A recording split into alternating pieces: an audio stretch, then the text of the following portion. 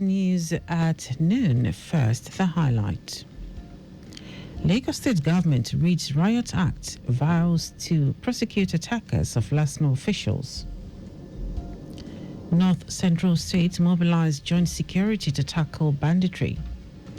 On the foreign scene, United States launches probe into Brazil's trade practices. And in sport, Athletics Federation of Nigeria optimistic of team's performance as African Junior Championships begin in Abeokuta. Now the details. Dele Agadumo. The Lagos State Governor, Babajide Sanwo-Olu, has vowed to prosecute anyone who attacks officers of the Lagos State Traffic Management Authority, declaring that the government will no longer tolerate assaults on its law enforcement personnel.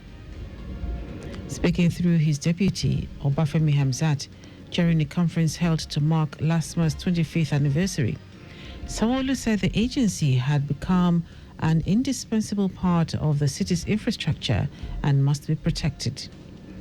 While acknowledging the challenges Lagos has faced over the years, including a surge in population and vehicle numbers, Governor Sanwo-Olu praised LASMA's evolution and resilience. Sanwo-Olu also urged residents to view the agency beyond the usual criticisms, referencing earlier comments made during the event.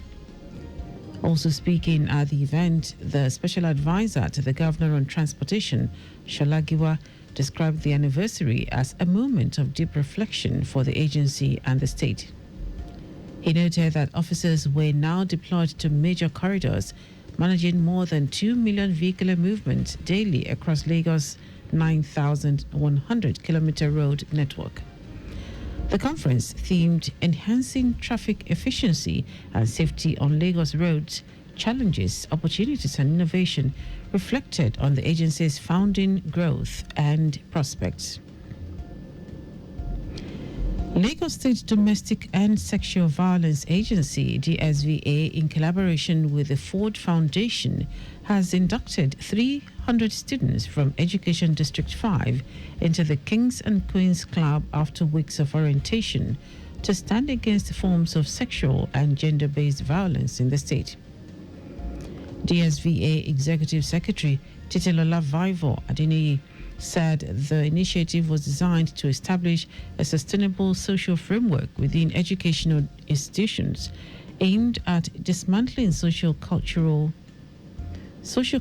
misconceptions and promoting empowered femininity. Vaivo Adeniyi, who was represented by the agency's programs officer Zainab Alaka, stated that the initiative also seeks to build a network of trained students who would act as peer educators and advocates for positive expressions of femininity and masculinity within their schools. She noted that the clubs would equip participants with deeper knowledge about gender-based violence, empowering them to critically examine prevailing societal norms that sustain gender inequality, while also challenging myths and false beliefs surrounding violence. Vaivo Adeniyi said empowering and inaugurating the students into the King's Club and Queen's Club initiative was expedient, as children are among the statistics of victims prey to pedophiles and forms of abuse. Also, the agency's head of community engagement and the project coordinator for King's Club and Queen's Club, Damilare Adeusi, said the program aimed at reiterating the state government's zero tolerance for all forms of sexual and gender-based violence and to address the grappling issues of violence that individuals and communities are faced with. The National Orientation Agency, Lagos State Directorate, has reiterated the importance of discipline and responsibility among its workforce, especially newly recruited personnel. Lagos State Director of the agency, Mustafa Tukur, stated this following the conclusion of a 3-month capacity building program for members of Class 11 who were recently employed and posted to the Directorate.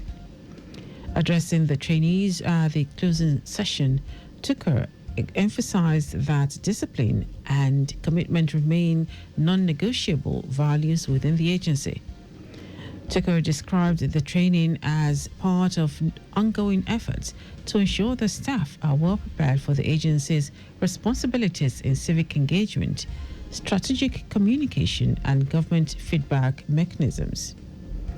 The 3-month program is part of NOA's internal strategy to strengthen grassroots communication and promote civic values through a well-trained and responsible workforce. Now to the rest of the stories. In the wake of the June 13 attack on the Yelawata community in Guma local government area of Benue State, neighboring Plateau and Nasarawa states have joined forces with Benue to seek lasting solution to the persistent bloodshed in the region. Speaking in Makadi, the executive secretary of the Benue State Emergency Management Agency, James Iopu, revealed that 107 victims of the Lawata massacre were still receiving treatment in hospitals across the state. Iopu, who also serves as permanent secretary in the Benue State Ministry of Humanitarian Affairs, said the level of carnage was unprecedented and underscored the urgency of regional collaboration to curb future attacks. The attack left over 200 people dead and scores injured, with houses burnt. Ondo State government is on the verge of signing a memorandum of understanding with a firm to construct a 500 barrels per day oil refinery, a free trade zone, as well as other infrastructure projects in the state. Governor Lucky Aiyedatiwa, who described the proposed investments as timely and strategic, said the projects would not only boost the state's economy, but also create meaningful job opportunities and reduce crime. Aiyedatiwa also lauded the collaboration between the investors and the Ondo State Development and Investment Promotion Agency, emphasizing that he had been receiving encouraging updates and is confident of the project's success. Aiyedatiwa noted that the initiative would contribute to national development. Now to foreign news. The United States says it is investigating Brazil's unfair trading practices, which could provide a legal basis to justify imposing tariffs on South America's largest economy. It marks a further escalation between the nations after U.S. President Donald Trump lashed out at Brazil for targeting his right-wing ex-president ally Jair Bolsonaro over his role in an alleged coup attempt. The office of the U.S. Trade Representative in a statement said the probe will determine if Brazil's economic policies and practices in a number of areas are unreasonable or discriminatory and burden or restrict U.S. commerce. It added that Brazil's attacks on American social media companies will also be considered. This investigation under a commerce law called Section 301 could, depending on its conclusions, lead to punitive U.S. measures such as tariffs. Now sports. The Athletics Federation of Nigeria, AFN, has expressed confidence in the country's 92 athlete contingent for the third Confederation of Africa Athletics Under-18 and Under-20 Championships in Abeokuta, Ogun State. The Nigerian team for the event has 51 male and 41 female athletes, as the country hosts about 40 African nations for the championships. According to the AFN, the team moved into the championship village on Monday after 2 weeks of camping, shortly after the national trials in Shagamu, Ogun State. AFN Technical Director Gabriel Okon said the technical committee took a very critical and thorough look at the strength, technical and tactical abilities, as well as the events that the country has an advantage in, before selecting each member of Team Nigeria.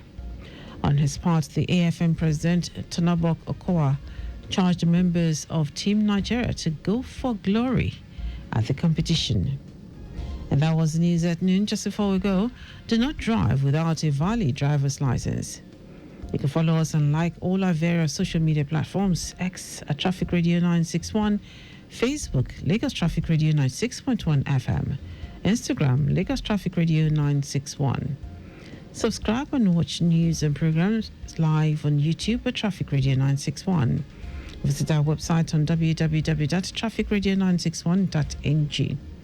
You can also listen to Lagos Traffic Radio 96.1 FM live on My Lagos app for timely updates.